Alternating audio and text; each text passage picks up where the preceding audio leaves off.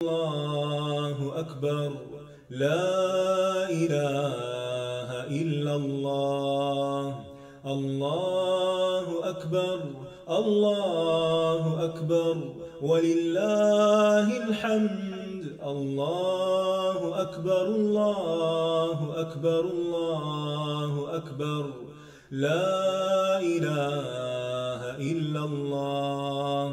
الله أكبر. الله أكبر ولله الحمد. السلام علیکم ورحمۃ اللہ وبرکاتہ. نحمده ونصلی علی رسولہ الکریم. اما بعد فاعوذ باللہ من الشیطان الرجیم. بسم اللہ الرحمن الرحیم. رب اشرح لی صدری ویسر لی امری واحلل عقدۃ من لسانی یفقہوا قولی. کل ہم نے جنت کے بارے میں پڑھا، جنت کے حسن کے بارے میں، جنت کے مختلف ناموں کے بارے میں. پھر جنت میں داخلے کے بارے میں ہم پڑھ رہے تھے کہ سب سے پہلے نبی صلی اللہ علیہ وسلم کے لیے جنت کا دروازہ کھولا جائے گا، اور آپ کے ساتھ آپ کی امت بھی سب سے پہلے جنت میں داخل ہوگی، اور امت میں سے فقراء اور مہاجرین پہلے جنت میں داخل ہوں گے. اور پھر اسی طرح سب سے آخر میں وہ شخص داخل ہوگا جو دوزخ سے سب سے آخر نکلے گا. اس کے بارے میں صحیح مسلم کی ایک روایت میں آتا ہے، رسول اللہ صلی اللہ علیہ وسلم نے فرمایا، جو آدمی سب سے آخر میں جنت میں داخل ہوگا وہ گرتا پڑتا اور گھسٹتا ہوا دوزخ سے اس حال میں نکلے گا کہ دوزخ کی آگ اسے جلا رہی ہوگی. پھر جب دوزخ سے نکل جائے گا تو پھر دوزخ کی طرف پلٹ کر پیچھے دیکھے گا اور اس سے مخاطب ہو کر کہے گا کہ بڑی بابرکت ہے وہ ذات جس نے مجھے تجھ سے نجات دی، یعنی میں یہاں سے نکل آیا، اور اللہ تعالیٰ نے مجھے وہ نعمت عطا فرمائی ہے کہ اولین اور آخرین میں سے کسی کو بھی وہ نعمت عطا نہیں کی. پھر اس کے لیے ایک درخت بلند کیا جائے گا. وہ آدمی کہے گا، اے میرے رب، مجھے اس درخت کے قریب کر دیجئے تاکہ میں اس کے سائے کو حاصل کر سکوں اور اس کے پانی سے پیوں. اللہ عز و جل فرمائیں گے، اے ابن آدم، اگر میں تجھے یہ دے دوں تو پھر اس کے علاوہ اور تو کچھ نہیں مانگے گا تو؟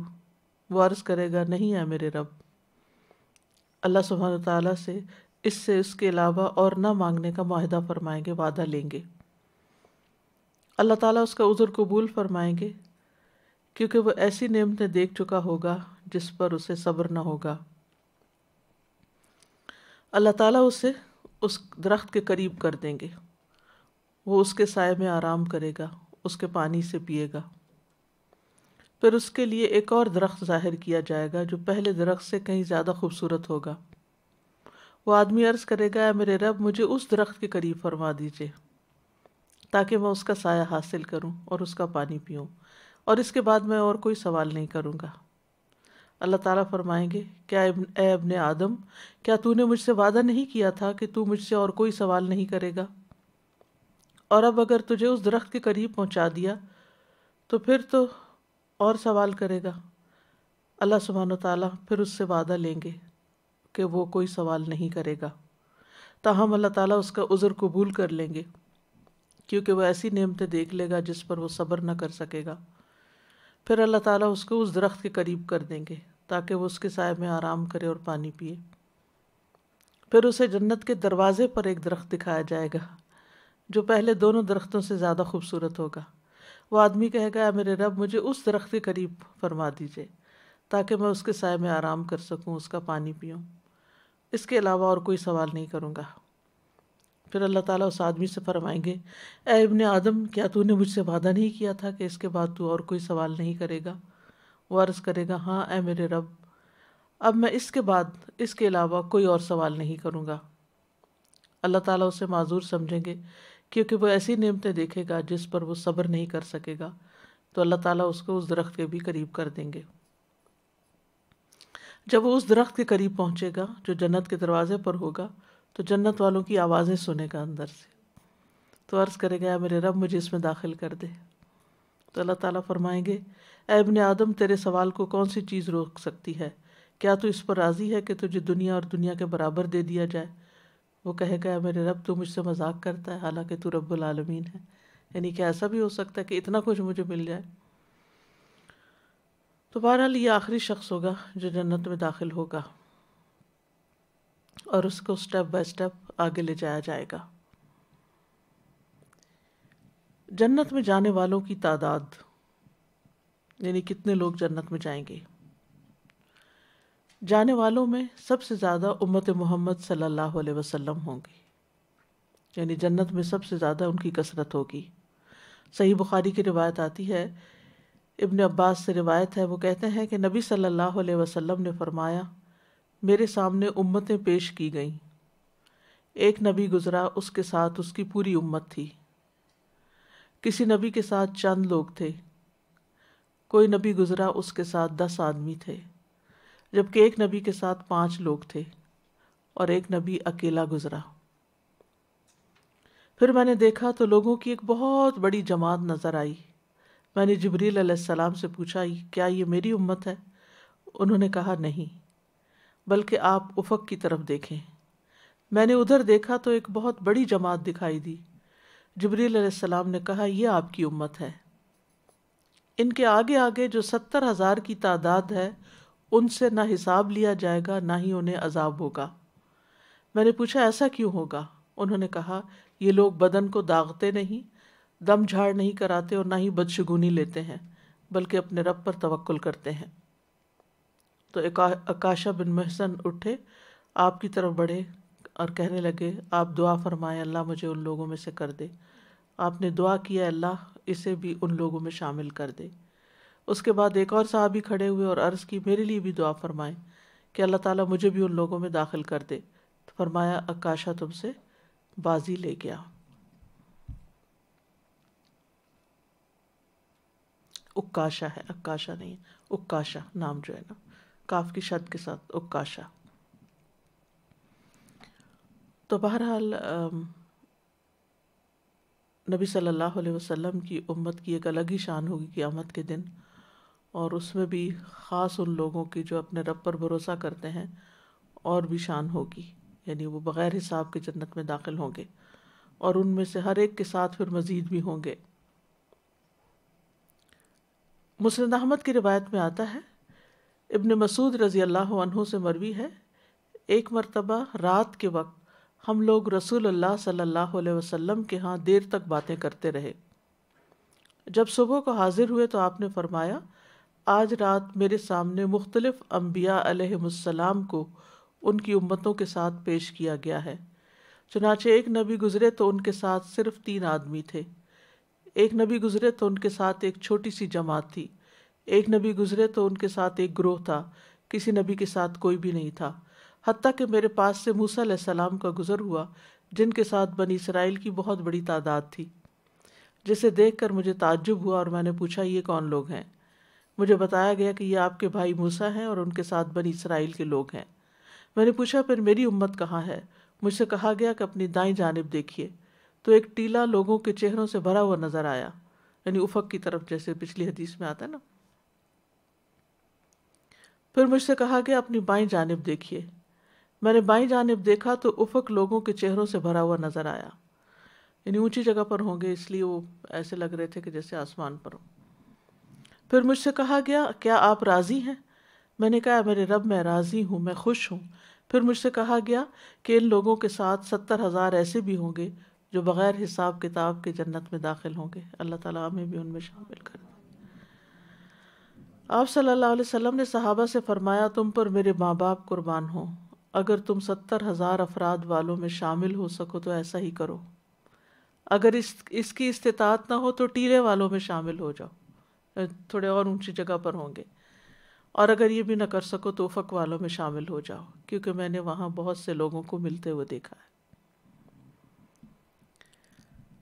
رسول اللہ صلی اللہ علیہ وسلم نے فرمایا، یہ صحیح بخاری کی روایت ہے، اس ذات کی قسم جس کے ہاتھ میں میری جان ہے، مجھے امید ہے کہ تم جنت والوں کا 1/4 ہوگے، ہم نے اللہ اکبر کہا تو آپ نے فرمایا مجھے امید ہے کہ تم جنت والوں کا 1/3 ہوگے، 1/3۔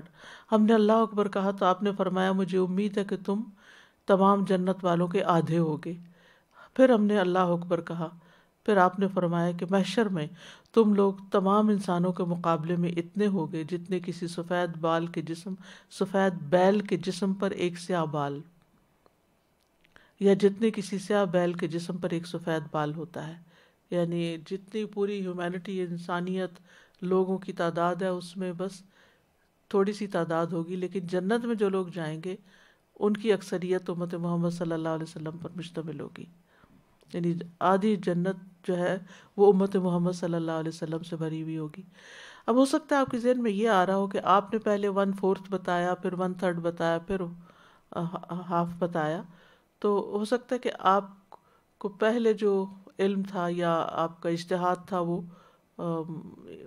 یعنی 1/4 کا تھا، تو پھر جبریل نے آپ کو بتایا ہو کہ نہیں ایسا نہیں، تو آپ نے اس کو اور زیادہ کر دیا، پھر مزید فائنلی بتا دیا گیا۔ تو بہرحال یہاں آدھی جنت کے بارے میں آتا ہے۔ مسند احمد کی روایت میں جنت کی 120 صفوں میں سے 80 صفیں امت محمد صلی اللہ علیہ وسلم کی ہوں گی۔ رسول اللہ صلی اللہ علیہ وسلم نے فرمایا قیامت کے دن اہل جنت کی 120 صفیں ہوں گی، یعنی میدان حشر میں، جن میں سے 80 صفیں اس امت کی ہوں گی۔ جنت میں داخل ہونے والوں کی کثیر تعداد مساکین پر مشتمل ہوگی۔ صحیح بخاری کی روایت ہے، اسامہ رضی اللہ عنہ کہتے ہیں کہ نبی صلی اللہ علیہ وسلم نے فرمایا میں جنت کے دروازے پر کھڑا ہوا تو اس میں داخل ہونے والوں کی اکثریت مساکین کی تھی، مالدار حساب کے لیے روک لیے گئے تھے۔ دنیا کی زندگی کا ایک بڑا حصہ انسان کی ساری کوششیں اس میں لگتی ہیں کہ وہ زیادہ سے زیادہ مال حاصل کرے، کیونکہ اس کو مال کے ذریعے اپنی سیکیورٹی چاہیے ہوتی ہے کہ میں کسی کا محتاج نہ ہوں اور میرے پاس زیادہ ہو، یا پھر مال تفاخر کا باعث بنتا ہے اور مال ڈیزائرز کو پوری کرنے کا ذریعہ بنتا ہے۔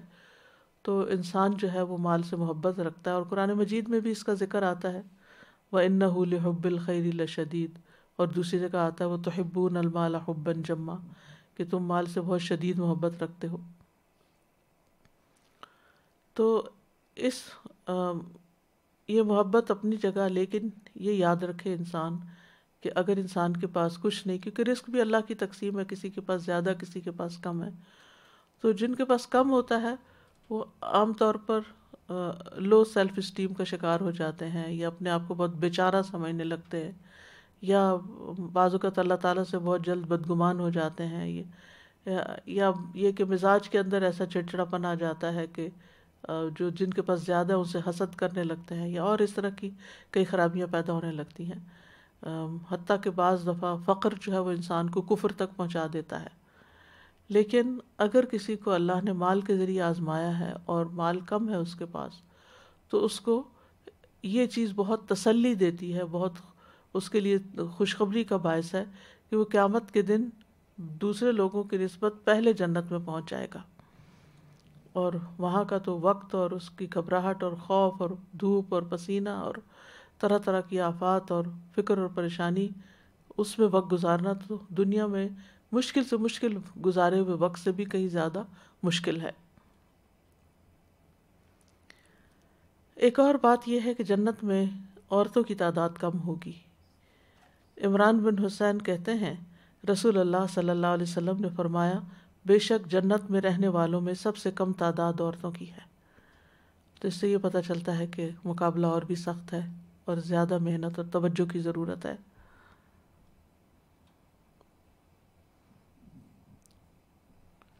پھر اہل جنت کی کچھ صفات: آدم علیہ السلام کی صورت پر ہوں گے، یوسف علیہ السلام جیسا حسن ہوگا، اور ایوب علیہ السلام جیسا دل ہوگا۔ جی سب کا، جی سب جنتی۔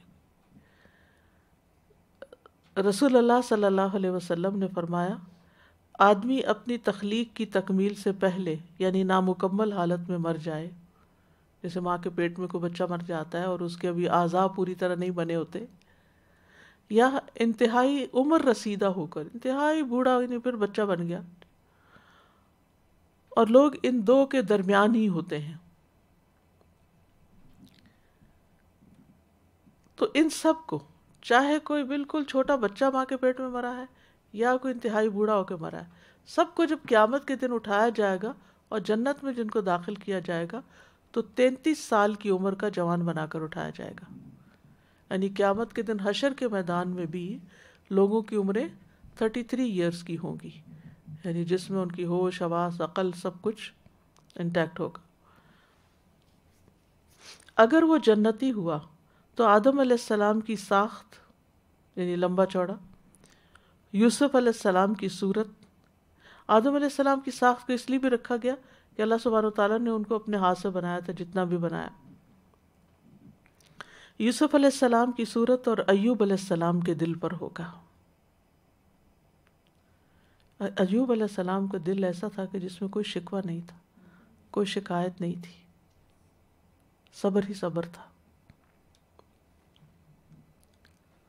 پھر اسی طرح 60 ہاتھ لمبا قد ہوگا. رسول اللہ صلی اللہ علیہ وسلم نے فرمایا، صحیح بخاری کی روایت ہے کہ جنت میں سب کی صورتیں ایک ہوں گی، یعنی اپنے والد آدم علیہ السلام کے قد و قامت پر 60 ہاتھ اونچے ہوں گے. تو پھر اس سے یہ پتہ چلتا ہے کہ اگر 60 ہاتھ اونچے ہیں تو کیونکہ اہل جہنم کا بھی ہم نے پڑھا نا کہ ان کا جسم بہت بڑا ہو جائے گا. یعنی اگر جہنم والوں میں سے کوئی بیٹھے گا تو اتنی جگہ چاہیے ہوگی جتنی مکہ اور مدینہ کے درمیان ہے، اتنا موٹا ہو جائے گا وہ. آپ سوچئے کہ 4 گھنٹے تقریباً لگتے ہیں کار کو، تیز رفتار کار کو مکہ سے مدینہ پہنچتے ہوئے. ایک جو ڈاڑھ ہوگی، دانت، وہ احد پہاڑ برابر ہوگا. تو کتنے بڑے مانسٹر بن جائیں گے.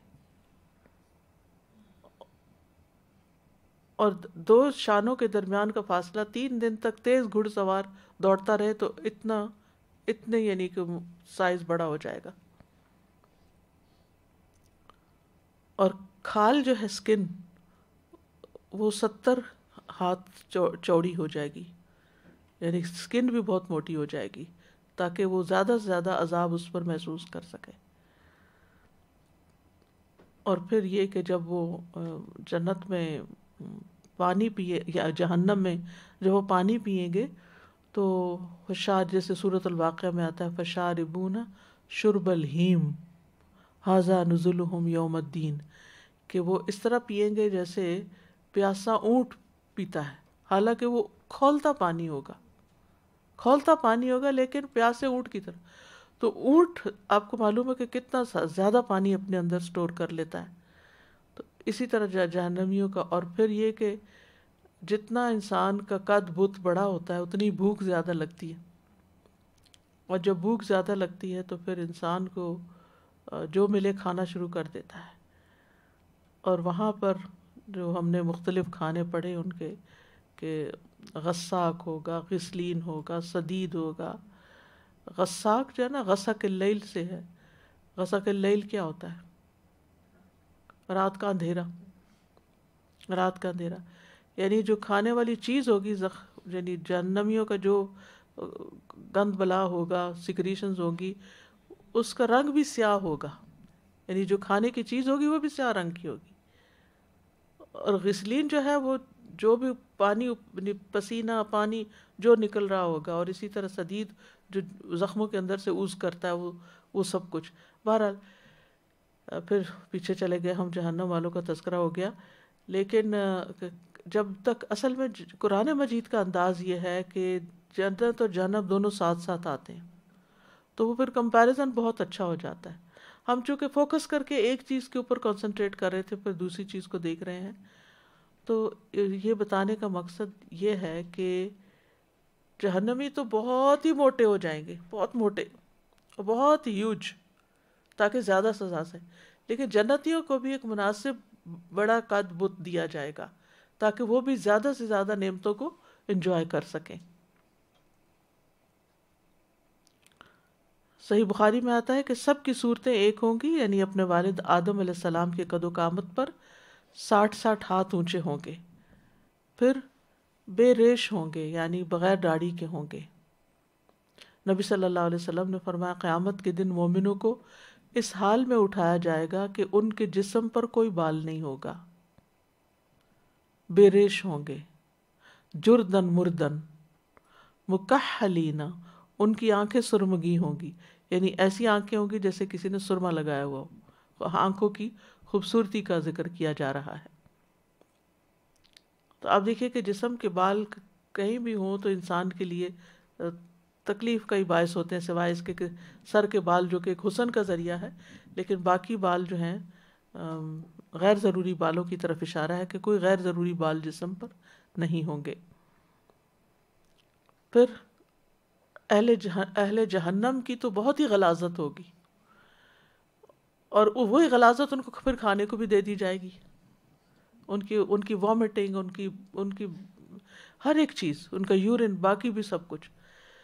تو لیکن اہل جنت پاک صاف ہوں گے۔ صحیح بخاری میں آتا ہے جنتی لوگ نہ اس میں تھوکیں گے، تھوک بھی نہیں آئے گی، نہ ناک سے کچھ آلائش نکلے گی، نہ پیشاب کریں گے، نہ پخانہ کریں گے، کچھ بھی کوئی سیکریشن جسم سے نہیں ہوگی، نہ پسینہ، نہ کوئی ناک سے نکلے گا، نہ کان سے، نہ تھوک، نہ نتھنگ، کلین، نہ بال اور نہ تھوک اور نہ کچھ تھا۔ خود سوچئے کہ کتنے نفیس لوگ ہوں گے۔ اور جو جسم سے پسینہ بھی نکلے گا تو وہ مسک جیسا خوشبودار ہوگا۔ ایک جیسے اخلاق ہوں گے، یعنی سب کے اخلاق اچھے ہوں گے۔ رسول اللہ صلی اللہ علیہ وسلم نے فرمایا ان سب کے اخلاق ایک آدمی کے اخلاق جیسے ہوں گے، یعنی سب کے دل ایک جیسے ہوں گے۔ صحیح مسلم میں آتا ہے ان کے درمیان کوئی اختلاف نہ ہوگا، نہ ہی ان میں کوئی باہمی بغض ہوگا، ان کے دل ایک دل کی طرح ہوں گے۔ پھر یہ کہ اہل جنت سوئیں گے نہیں، نیند نہیں آئے گی، کیونکہ نیند، آپ نے فرمایا نیند موت کی قسم ہے، اس لیے جنت والے سوئیں گے نہیں، صرف جاگتے رہیں گے اور انجوائے ہی کرتے رہیں گے، اور اس جاگنے میں تھکاوٹ نہیں ہوگی پھر۔ ورنہ دنیا میں تو انسان اگر اپنی روٹین سے ذرا بھی زیادہ جاگ لے تو وہ ڈس فنکشنل ہو جاتا ہے۔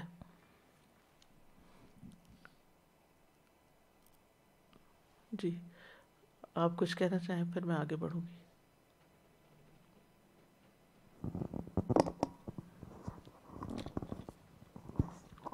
سبحان اللہ، ایک ایپ میں پچھلے دنوں دیکھ رہی تھی، بچے ہی دکھا رہے تھے کہ اس میں شکلوں میں نا سرمے لگ جاتے ہیں آنکھوں پہ، اور اتنا خوبصورت انسان لگتا ہے۔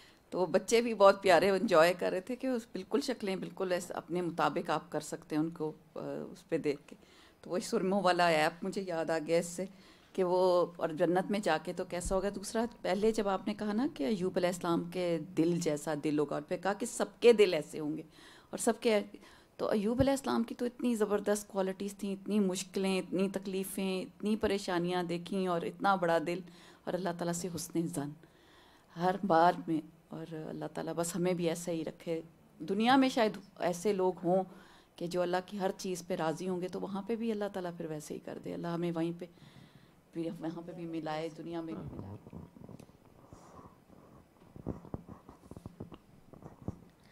یہاں پر جب یہ بتایا گیا کہ جنت میں عورتوں کی تعداد کم ہوگی، تو یہاں پہ کافی اسکیری لگا ہے اور کافی چوکنا ہونے کی ضرورت ہے کہ ایسی کیا چیزیں ہیں جو روزمرہ میں ہم شاید کر بھی رہے ہیں اور ہمیں اس کا علم نہیں، شعور نہیں ہے کہ وہ ہو جاتی ہیں۔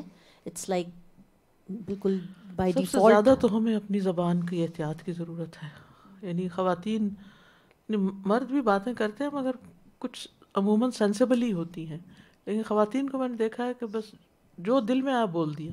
اس عادت سے باز آنا چاہیے، سوچ سمجھ کے بات کرنی چاہیے ہم سب کو، کیونکہ عورت جو ہے وہ ایموشنل بیسڈ ہے، تو وہ ہر چیز جو ایموشن اس کو آتا ہے وہ باہر کی طرف نکال دیتی ہے، تو اسے بہت دھیان رکھنے کی ضرورت بالکل۔ ہے۔ اور یہ والی بات سے آئی تھنک آج کے بعد انشاءاللہ ہم سب اپنا اپنا چیک رکھیں۔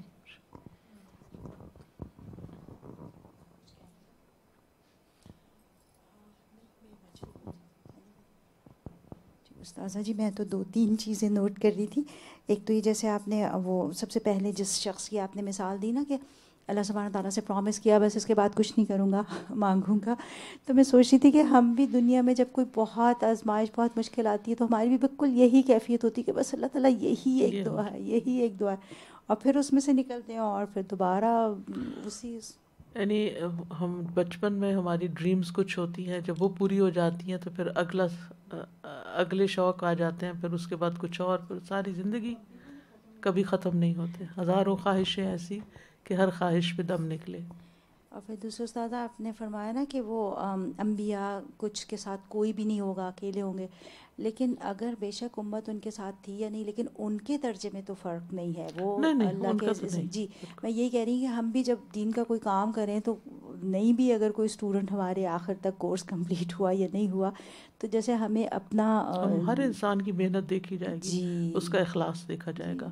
اور یہ جو آپ نے فرمایا نا کہ 70,000 لوگ بغیر اس کے ٹیسٹ کے جائیں گے, تو یہ سن کے مجھے اتنا خیال آ رہا تھا. ابھی آج کل ایئرپورٹ پہ پابندی ہے نا, کچھ سرٹن لوگوں کو ٹیسٹ کروانا ہے کرونا کا, کچھ کو نہیں کرانا.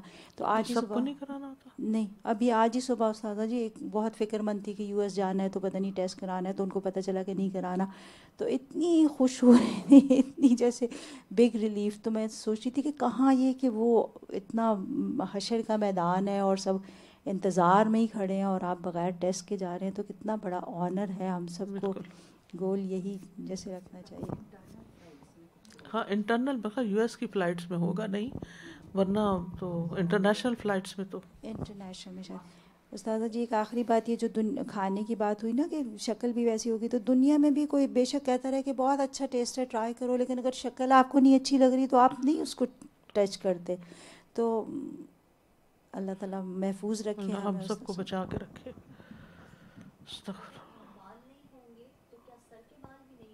نہیں سر کے تو ہوں گے تو حسن کا علامت ہے نا, لیکن جیسے مونچھے داڑھی اور باقی جو جی پوچھ.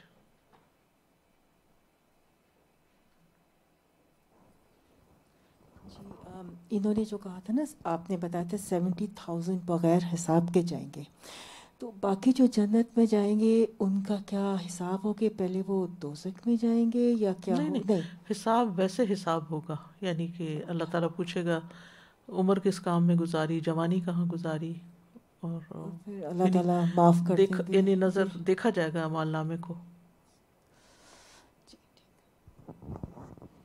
استاذہ جی جو بھی آپ نے کہا نا کہ ایون حشر کے میدان میں بھی سب کی عمر 33 ایئرس ہوگی, تو میں یہ سوچ رہی تھی کہ ظاہر حساب کتاب آپ کو پوری لائف کا اگر کرنا ہے آپ تو, ورنہ جو بوڑھے لوگ ہوتے ہیں ان کا تو حافظہ ہی ختم ہو جاتا ہے, ان کا تو پھر بچوں کو کچھ سمجھ نہیں ہوتی, تو پھر وہ بھی اس سے بھی کنیکٹ ہوتی ہے یہ بات کہ حافظہ جو ہے وہ پیک پہ ہو.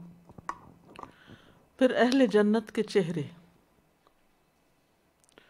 روشن اور مسکراتے ہوئے چہرے ہوں گے. سورۃ عبسہ میں فرمایا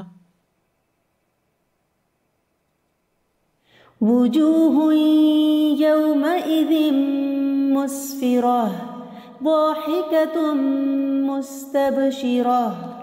کچھ چہرے اس دن روشن ہوں گے, ہنستے ہوئے, بہت خوش. سفید چہرے ہوں گے. سورۃ آل عمران میں فرمایا وَأَمَّا الَّذِينَ ابْيَضَّتْ وُجُوهُهُمْ فَفِي رَحْمَةِ اللَّهِ هُمْ فِيهَا خَالِدُونَ. اور رہے وہ لوگ جن کے چہرے سفید ہوں گے, سو اللہ کی رحمت میں ہوں گے, وہ اس میں ہمیشہ رہنے والے ہیں. تر و تازہ چہرے ہوں گے. سورۃ الغاشیہ میں فرمایا وجوہ یومئذ ناعمہ لسعیہا راضیہ فی جنت عالیہ. کئی چہرے اس دن تر و تازہ ہوں گے, اپنی کوشش پہ خوش ہوں گے, بلند جنت میں ہوں گے, اپنے رب کی طرف دیکھنے والے چہرے ہوں گے. سورۃ القیامہ میں فرمایا وجوہ یومئذ ناظرہ الی ربها ناظرہ. اس دن کئی چہرے تر و تازہ ہوں گے, اپنے رب کی طرف دیکھ رہے ہوں گے. چہروں سے نعمت کی تازگی پہچان لی جائے گی۔ سورۃ مطففین میں فرمایا ان الابرار لفی نعیم علی الارائک ینظرون تعرف فی وجوہہم نضرۃ النعیم، بے شک نیک لوگ یقیناً بڑی نعمت میں ہوں گے، تختوں پر بیٹھے دیکھ رہے ہوں گے، تو ان کے چہروں میں نعمت کی تازگی پہچانے گا، یعنی نعمتوں کے آثار چہروں پہ نظر آئیں گے۔ پھر جنت کے کچھ اوصاف اور جنت کی نعمتیں، جن میں سب سے پہلے جنت کے دروازے، کیونکہ دروازے سے انٹری ہوگی۔ جنت کے 8 دروازے ہیں اور یہ دروازے کھلے ہوئے ہوں گے۔ سورۃ صاد میں فرمایا جنات عدن مفتحۃ لهم الابواب، ہمیشہ رہنے کے باغات، اس حال میں کہ ان کے لیے دروازے پورے کھلے ہوں گے۔ اسی لیے جنت کی خوشبو باہر بھی آ رہی ہوگی۔ وہ آتا نا کہ جنت کی خوشبو دور دور تک پہنچ رہی ہوگی۔ دروازوں کے 2 کناروں کے درمیان کا فاصلہ کتنا ہوگا؟ صحیح بخاری میں آتا ہے، نبی صلی اللہ علیہ وسلم نے فرمایا، اس ذات کی قسم جس کے ہاتھ میں میری جان ہے، بے شک جنت کے دروازے کے 2 کناروں میں اتنا فاصلہ ہے جتنا مکہ اور ہمیر میں ہے، یا جتنا مکہ اور بصرہ میں ہے، یعنی ایک دروازہ اتنا چوڑا ہوگا۔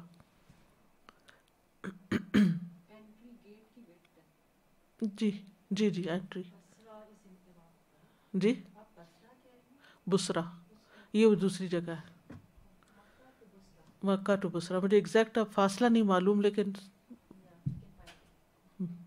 سینکڑوں میل کا فاصلہ ہے۔ آج میں گئی صبح، آج میں نے کچھ شاپنگ کرنی تھی بڑے عرصے بعد گئی، تو میں دعائیں مانگ رہی تھی، یا اللہ خود بخود دروازے کھل جائیں کیونکہ ہاتھ نہ لگانا پڑے۔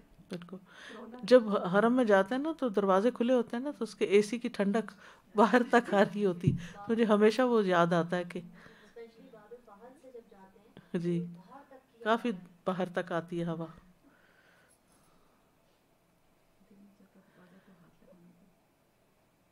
تو 8 دروازے ہوں گے جنت کے، اور مختلف دروازوں میں مختلف خصوصیات رکھنے والے لوگ داخل ہوں گے۔ اسی طرح جیسے روزہ دار کے لیے دروازہ ہوگا، نماز، جہاد، صدقہ کا دروازہ۔ رسول اللہ صلی اللہ علیہ وسلم نے فرمایا، صحیح بخاری کی روایت ہے، جو اللہ کے راستے میں 2 چیزیں خرچ کرے گا، جوڑا، اسے فرشتے جنت کے دروازوں سے بلائیں گے کہ اے اللہ کے بندے، یہ دروازہ اچھا ہے، تم ادھر سے آؤ۔ وہ بھی ایک شان ہوگی نا داخل ہونے والوں کی، اور فرشتے جو ہیں وہ دروازوں پہ ہوں گے، اور وہ اپنا آنر سمجھیں گے کہ یہ میری طرف سے اندر آئیں، یعنی جنتیوں کو اتنی عزت بخشی جائے گی۔ پھر جو شخص نمازی ہوگا، یعنی جس کی نمازیں اچھی ہوں گی، نمازیں زیادہ ہوں گی، اسے نماز کے دروازے سے بلایا جائے گا۔ جو مجاہد ہوگا اسے جہاد کے دروازے سے بلایا جائے گا۔ جو روزہ دار ہوگا اسے باب الریان سے بلایا جائے گا۔ جو صدقہ کرنے والا ہوگا اسے صدقے کے دروازے سے بلایا جائے گا۔ باب الریان کے بارے میں صحیح بخاری میں آتا ہے، نبی صلی اللہ علیہ وسلم نے فرمایا، جنت کا ایک دروازہ ہے جسے ریان کہتے ہیں، قیامت کے دن اس دروازے سے صرف روزہ دار ہی جنت میں داخل ہوں گے، ان کے سوا اور کوئی اس میں داخل نہیں ہوگا۔ پکارا جائے گا کہ روزہ دار کہاں ہیں؟ وہ کھڑے ہو جائیں گے، ان کے علاوہ اس سے کوئی اندر جانے نہیں پائے گا۔ اور جب یہ لوگ اندر چلے جائیں گے تو یہ دروازہ بند کر دیا جائے گا، پھر اس میں سے کوئی بھی اندر نہ جا سکے گا۔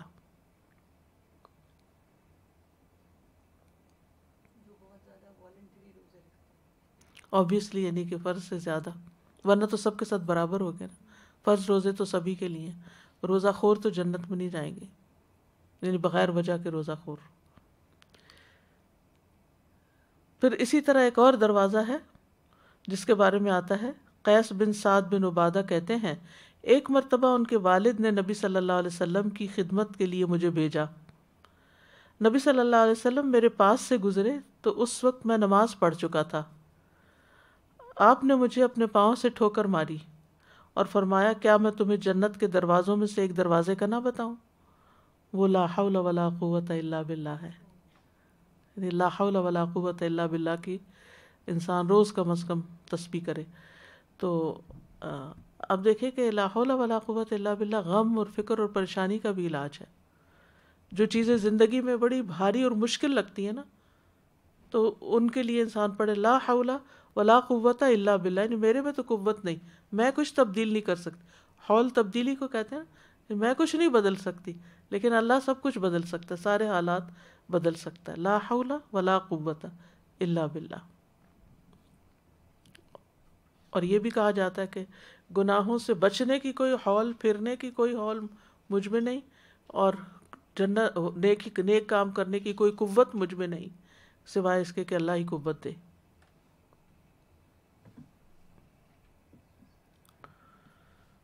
پھر جنت کے دروازوں سے لے جانے والے اعمال کون کون سے ہیں؟ سب سے پہلے شہادتین کی گواہی۔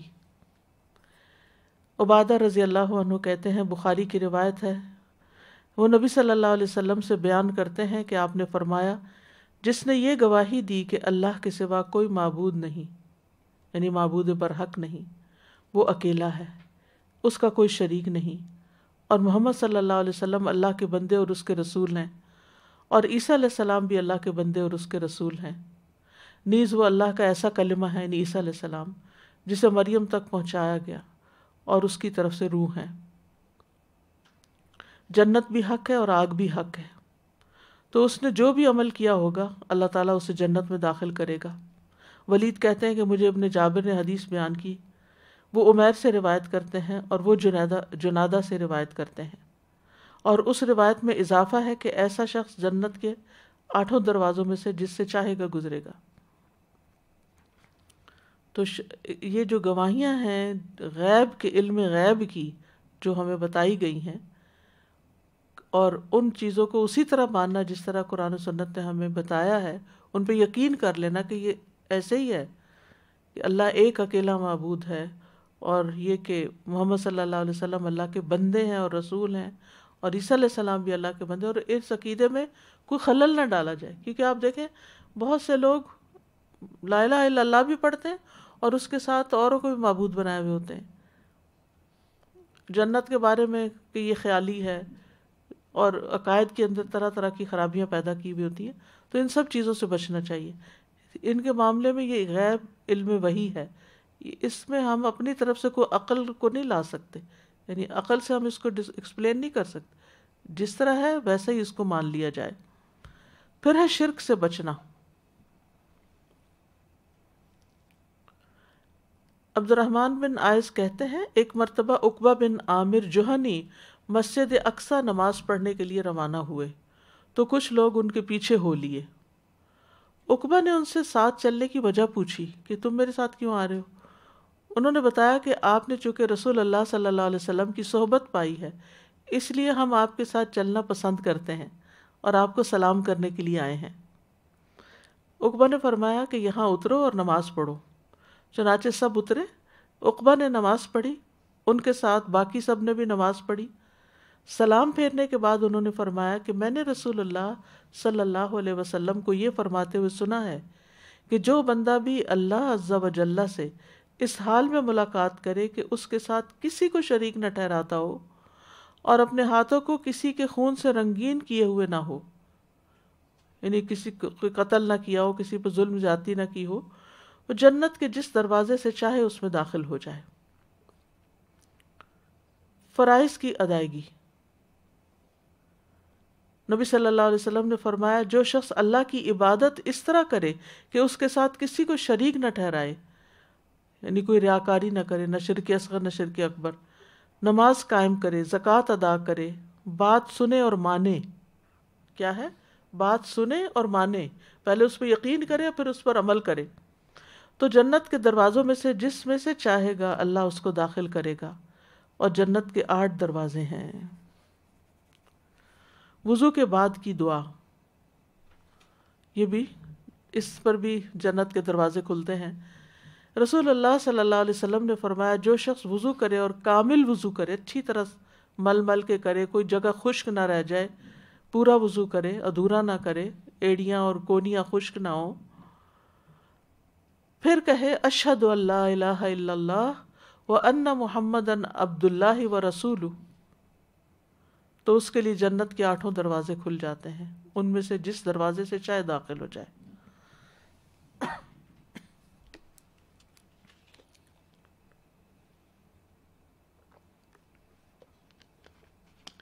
پھر ہے اللہ کے راستے میں جوڑا دینا، یعنی ایک چیز کی بجائے 2 دینا، پیئر دینا۔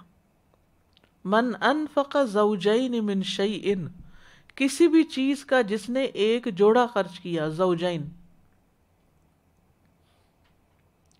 تو اسے جنت کے دروازوں سے بلایا جائے گا کہ اے اللہ کے بندے ادھر آ، یہ دروازہ بہتر ہے۔ پھر جہاد فی سبیل اللہ، رسول اللہ صلی اللہ علیہ وسلم نے فرمایا تم پر اللہ تبارک و تعالیٰ کی راہ میں جہاد کرنا لازم ہے، کیونکہ جنت کے دروازوں میں سے ایک دروازہ ہے جس کے ذریعے اللہ غم اور پریشانی سے نجات فرماتا ہے۔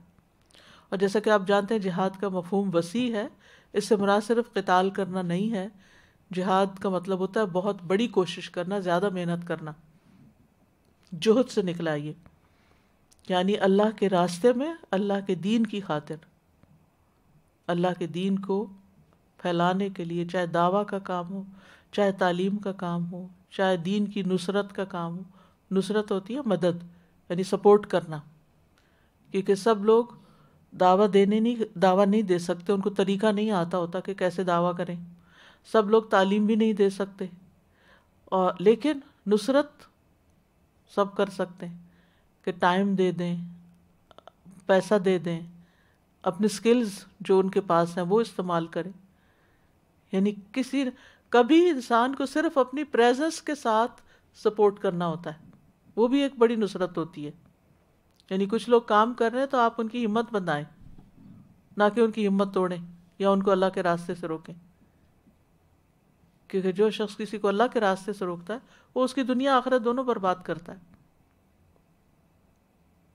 کیونکہ جب انسان اللہ سے دور ہوتا ہے تو اس کی پریشانیاں بڑھتی چلی جاتی ہیں۔ پھر اسی طرح اطاعت گزار اور فرما بردار بیوی۔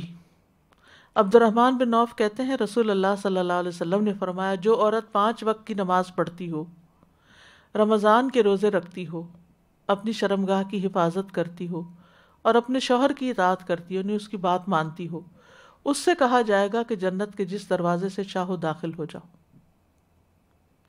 پھر ہے والد کی فرما برداری۔ ابو درداء کہتے ہیں میں نے رسول اللہ صلی اللہ علیہ وسلم سے سنا کہ باپ جنت کا درمیان والا دروازہ ہے، یعنی سینٹرل ڈور ہے۔ اب تمہاری مرضی، اپنے والدین کا خیال رکھو یا چھوڑ دو۔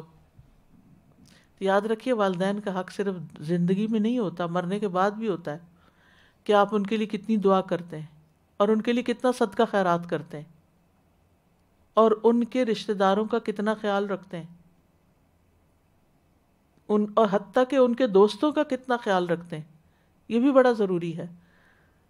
آپ کو یاد ہے وہ واقعہ جب ابن عمر کئی سفر پہ جا رہے تھے تو ان کے ساتھ ان کا گدھا بھی تھا اور ان کا امامہ بھی تھا، تو انہوں نے اپنے والد کے ایک بدو دوست کو، وہ بدو ساتھ ہر وقت تھوڑی رہتا تھا حضرت عمر کے، لیکن اس کا کہا کہ یہ میرے والد اس سے محبت کرتے تھے، میل ملاقات کے لیے آتا ہوگا، تو والد اس سے محبت کرتے تھے، انہوں نے اپنا گدھا بھی دے دیا، اپنا امامہ بھی دے دیا کہ یہ والد کے دوست تھے۔ تو آج ہم سب کو بھی سوچنا چاہیے کہ ہم اپنے والدین کے اگر دوست نہیں تو رشتہ دار، اگر ان کے بہن بھائی زندہ ہیں یا ان کے بہن بھائیوں کے بچے زندہ ہیں یا کوئی، ان کو کس طرح ہم خیر یا فیض پہنچاتے ہیں، یہ بھی والدین کو ہی خوش کرنے کا سبب بنتا ہے۔ اور ان میں سب سے پہلے تو اپنے بہن بھائی آ جاتے ہیں، کیونکہ ہم والدین کو اپنی اولاد کی کتنی فکر ہوتی ہے نا۔ پھر نابالغ بچے کی وفات، یعنی چھوٹا بچہ کسی کا اگر فوت ہو جائے، سنن نسائی کی روایت ہے، معاویہ بن قرہ اپنے والد سے روایت کرتے ہیں کہ ایک آدمی نبی صلی اللہ علیہ وسلم کے پاس آیا، اس کے ساتھ اس کا ایک بیٹا تھا۔ آپ نے اس آدمی سے فرمایا کیا تو اس سے محبت کرتا ہے؟ اس نے کہا اللہ آپ سے ویسی ہی محبت فرمائے جیسے میں اس سے رکھتا ہوں، یعنی بہت زیادہ محبت کرتا ہوں، انتہا درجے کی۔ اب ہوا یہ کہ وہ بچہ فوت ہو گیا۔ آپ نے جب کئی دن اس شخص کو نہیں دیکھا تو اس کے بارے میں پوچھا، تو آپ کو بتایا گیا، تو آپ نے اس کو بلایا۔ وہ آیا تو آپ نے فرمایا کیا تجھے یہ بات اچھی نہیں لگتی کہ قیامت کے دن تم جنت کے جس دروازے پر بھی جاؤ وہاں اسے پاؤ، یعنی وہ تمہیں ویلکم کرنے آئے گا، وہ بھاگتا ہوا تیرے لیے دروازہ کھولے۔ یعنی اگر تو صبر کرے، تمہاری اتنی عزیز چیز کھو گئی اور اس پر اگر تم نے صبر کیا، یعنی غم نہ کرو، اب اس کو آگے جا کے ملو گے۔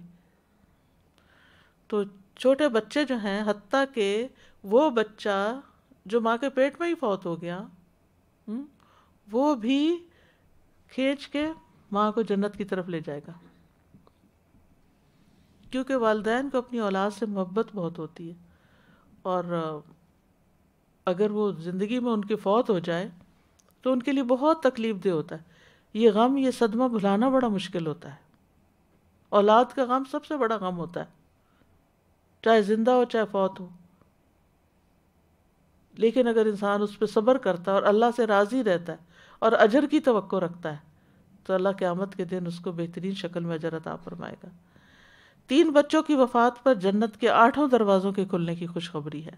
سنن ابن ماجہ کی روایت ہے، عتبہ بن عبد السلمی سے روایت ہے، وہ کہتے ہیں میں نے رسول اللہ صلی اللہ علیہ وسلم سے سنا، آپ نے فرمایا جس مسلمان کے 3 ایسے بچے فوت ہو جائیں جو گناہ کی عمر کو نہ پہنچے ہوں، معصوم چھوٹے، وہ جنت کے 8 دروازوں پر اس کا استقبال کریں گے، جس دروازے سے چاہے وہ جنت میں داخل ہو جائے، وہ اس کے آگے کھڑے ہوں گے۔ جنت کے دروازے سے فرشتے کی پکار آئے گی۔ ابو ہریرہ کہتے ہیں ایک فرشتہ جنت کے دروازوں میں سے کسی دروازے پر کھڑا ہو کر کہتا ہے کہ کون ہے جو اللہ کو قرض دے، کل اس کو اس کا بدلہ دیا جائے گا۔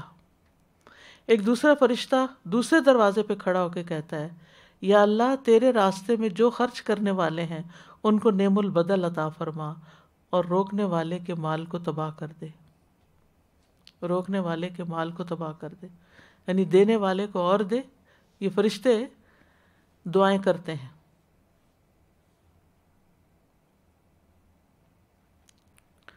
پھر جنت کے دروازے پر کچھ عمل رکاوٹ بھی بنیں گے۔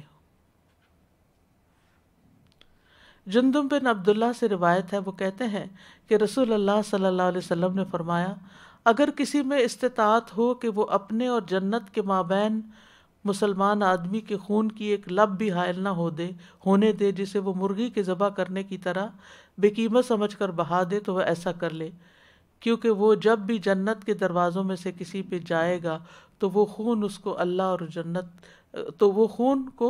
اللہ اس کے اور جنت کے مابین حائل کر دے گا۔ اللہ اس خون کو، یعنی وہ جو اس نے بہایا ہوگا، جنت کے راستے میں رکاوٹ بن جائے گا، وہ جنت میں داخل نہیں ہونے دے گا۔ تو اس لیے کسی بھی مسلمان کا کوئی خون بہانا، اور یہاں پر یاد رکھیے کہ پورا مار دینا بھی نہیں، جیسے کسی کو زخمی کر دینا، جیسے کسی کو ایسا نقصان دینا کہ جس سے اس کو تکلیف پہنچے، تو یہ بھی انسان کے لیے رکاوٹ کا باعث بن سکتا ہے۔ پھر جنت کے دروازے کھلنے کا وقت ہر پیر اور جمعرات کو۔ صحیح مسلم کی روایت ہے، رسول اللہ صلی اللہ علیہ وسلم نے فرمایا پیر اور جمعرات کے دن جنت کے دروازے کھول دیے جاتے ہیں اور ہر اس بندے کی مغفرت کر دی جاتی ہے جو اللہ کے ساتھ کسی کو شریک نہیں بناتا، سوائے اس بندے کے جس کی اپنے بھائی کے ساتھ دشمنی ہو، یعنی جس دل میں دوسروں کے لیے بغض ہے، عداوت ہے، نفرت ہے۔ کہا جاتا ہے ان دونوں کو مہلت دو یہاں تک کہ یہ صلح کر لیں، ان دونوں کو مہلت دو یہاں تک کہ صلح کر لیں، ان دونوں کو مہلت دو یہاں تک کہ صلح کر لیں۔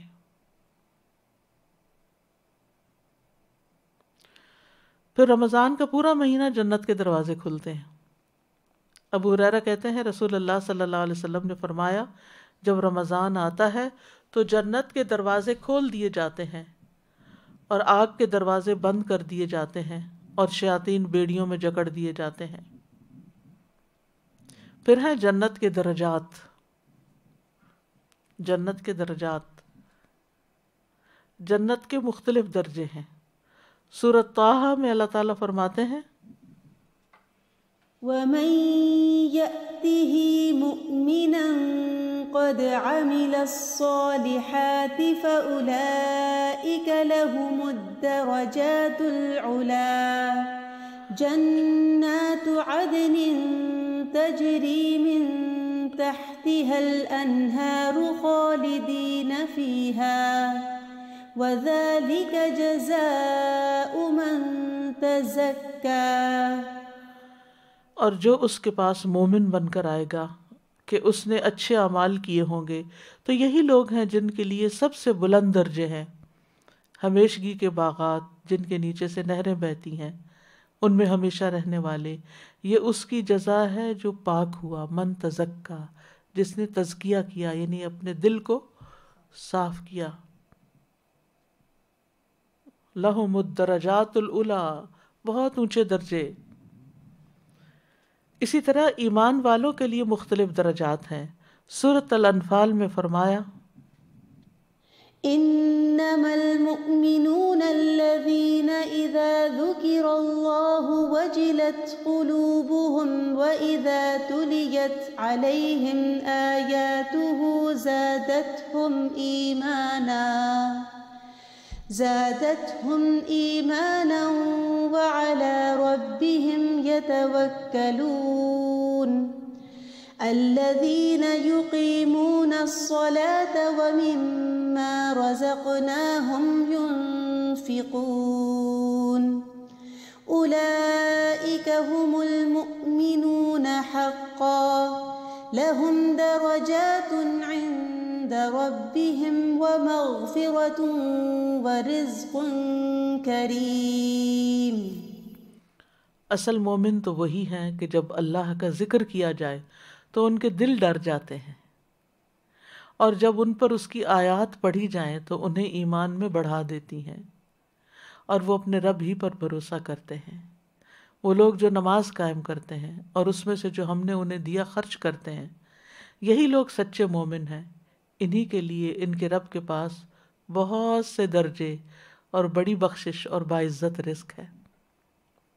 تو اس میں اللہ کے ذکر کی بات بھی آ گئی، قرآن کی تلاوت کی بات بھی آ گئی کہ وہ کس طرح سنتے ہیں، نماز قائم کرتے ہیں، اللہ کے راستے میں مال خرچ کرتے ہیں. تو ایسے لوگوں کے لیے بلند درجے ہیں اور عزت والا رزق ہے. تو ہر ایک کے درجے ان کے اعمال کی وجہ سے ہیں، جیسا کہ سورۃ الانعام میں آتا ہے وَلِكُلٍّ دَرَجَاتٌ مِّمَّا عَمِلُوا. ہر ایک کے درجے کتنے؟ جتنا اس نے عمل کیا، جتنی نمازیں پڑھیں، جتنا صدقہ خیرات کیا، جتنا ذکر اذکار کیے، جتنا آیات پڑھی اور توجہ سے سنی. شیخ الاسلام ابن تیمیہ کہتے ہیں کہ جنت کے مختلف درجات ہیں اور ان میں آپس میں بہت بڑا فرق ہے. یعنی ایک درجے سے دوسرے درجے میں بھی بہت بڑا فرق ہے، اور اللہ کے مومن اور متقی اولیاء ان درجات اور منازل میں اپنے اپنے ایمان اور تقوی کے مطابق ہوں گے. حدیث میں آتا ہے کہ جنت کے 100 درجے ہیں. بخاری کی روایت ہے، رسول اللہ صلی اللہ علیہ وسلم نے فرمایا بے شک جنت میں 100 درجے ہیں جو اللہ نے اپنے راستے میں جہاد کرنے والوں کے لیے تیار کر رکھے ہیں. ان 2 درجوں میں اتنا فاصلہ ہے جتنا آسمان اور زمین کے درمیان ہے. جو جتنی محنت کرے گا اتنے ہی بلند درجے پہ پہنچے گا. لیکن آج دنیا میں ہم تھوڑا سا ہم پہ کام دوسروں کی نسبت زیادہ آ جائے نا تو ہم فوراً دکھی ہو جاتے ہیں، فوراً جلنے کوڑنے لگتے ہیں. اور دوسرے تو آرام سے بیٹھے ہوئے ہیں اور میرے اوپر ڈبل ٹینشن ہے، مجھے یہ بھی کرنا ہے، مجھے وہ بھی کرنا ہے، مجھے وہ بھی کرنا ہے. اس کو تو یہ کام نہیں دیا گیا، مجھے ہی کیوں سارا کام دیا گیا.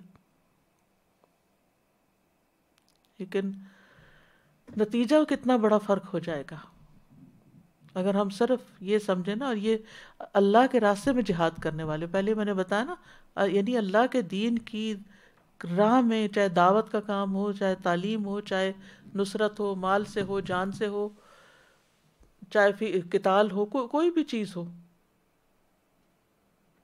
تو اس میں ہر ایک کی جتنی ایفرٹ ہے، جتنی محنت ہے، جتنی جو اس نے خرچ کیا ہے، جو اس نے قربانی کی ہے، اس کے مطابق درجے ملیں گے.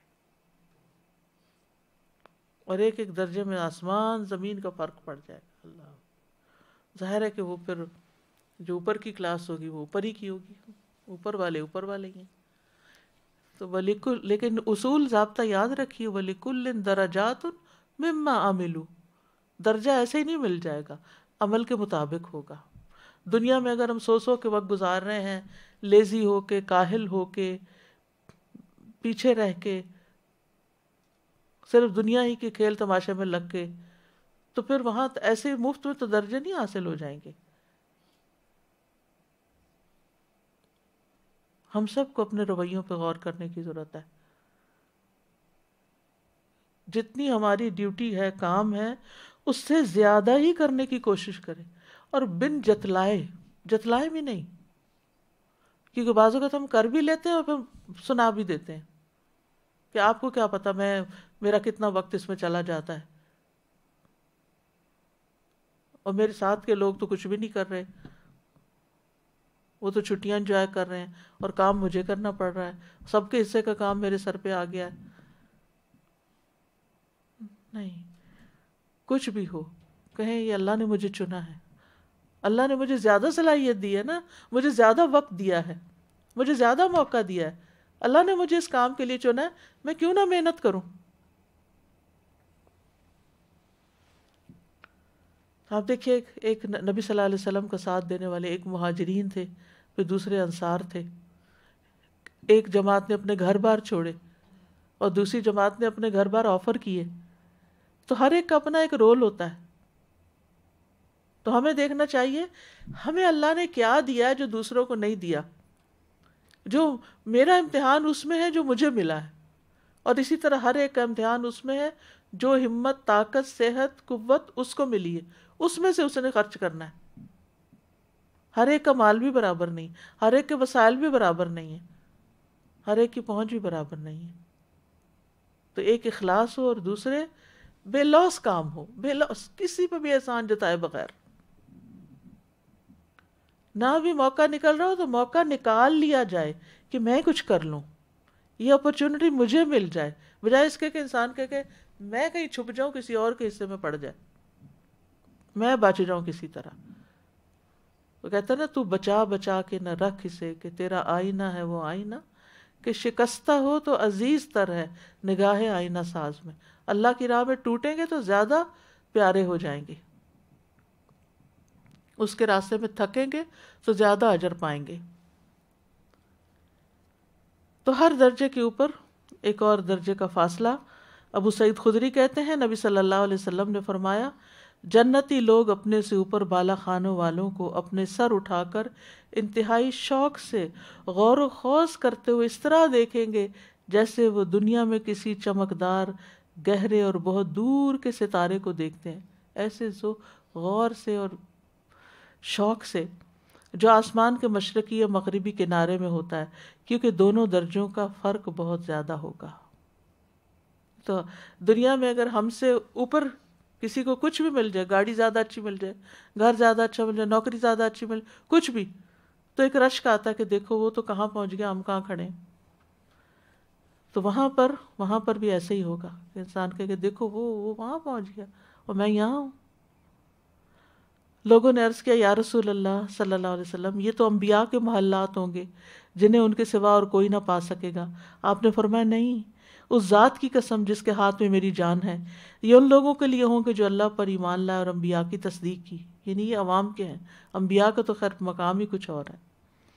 اسی طرح جو اہل قرآن ہیں ان کے درجے، صاحب قرآن آتا ہے عربی میں، اور اس سے مراد ہم لوگ حافظ قرآن لیتے ہیں. ابو سعید خدری رضی اللہ عنہ سے روایت ہے، وہ کہتے ہیں کہ رسول اللہ صلی اللہ علیہ وسلم نے فرمایا، قرآن والے، صاحب قرآن، حافظ ہو یا قاری ہو، اس سے قیامت کے دن جنت میں داخل ہوتے وقت کہا جائے گا، قرآن پڑھتا جا اور جنت کے درجات چڑھتا جا. تو اس لیے دنیا میں ہر روز اپنے وقت کا کچھ نہ کچھ حصہ قرآن کی تلاوت کے لیے، اس کو سمجھنے کے لیے، اس کے اوپر غور و فکر کرنے کے لیے، اس کی کوئی بھی خدمت کرنے کے لیے ضرور نکالنا چاہیے، اور اس میں کوئی کمی نہیں کرنی چاہیے، ٹال مٹول نہیں کرنی چاہیے۔ وہ پڑھتا جائے گا اور ہر آیت کے ساتھ ایک ایک درجہ بلند ہوتا چلا جائے گا، حتیٰ کہ اسے جو آخری آیت یاد ہے، آخری چیز جو اس کے پاس ہے وہ بھی پڑھ لے گا، نہیں کچھ بھی نہیں چھوڑے گا، کیونکہ ہر آیت کے بدلے ایک درجہ اوپر۔ سبحان اللہ، پھر سوچئے کہ کہاں پر پہنچیں گے، زمین آسمان۔ دنیا میں تو اتنا فرق ہے ہی نہیں کسی کا بیچ میں، ایک ہی شہر میں رہتے ہیں، ایک ہی جیسی فیسلٹیز استعمال کرتے ہیں، ایک ہی طرح کی بہت سے، سوائے اس کے کہ کسی کا 3 بیڈ روم کا گھر ہے تو کسی کا 5 کا ہے، اس سے زیادہ کیا کر لے، کوئی مینشن بھی کھڑا کر لے، کوئی بہت بڑا محل بھی کھڑا کر لے، تو رہنا تو ایک ہی جگہ ہے نا، ایک ہی بیڈ چاہیے سونے کے لیے۔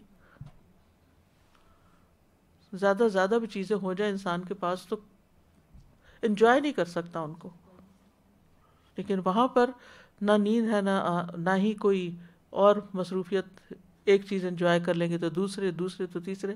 آگے جنت کے کھانے آ رہے ہیں جو 70 قسموں کے، اور ہر کھانے کا رنگ الگ۔ جہنم والوں کا کھانا کالے رنگ کا، اور جنت والوں کے 70 رنگ کے کھانے۔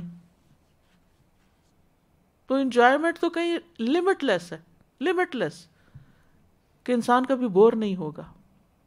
لیکن اس کو وہ جنت کا سودا مہنگا، شروع میں نے حدیث آپ کو سنائی تھی ابتدا میں، الا ان سلعۃ اللہ غالیہ، کہ اللہ کا سودا بڑا مہنگا ہے، سستا نہیں ہے۔ محنت کرو، کام کرو، اور کام چوری نہیں۔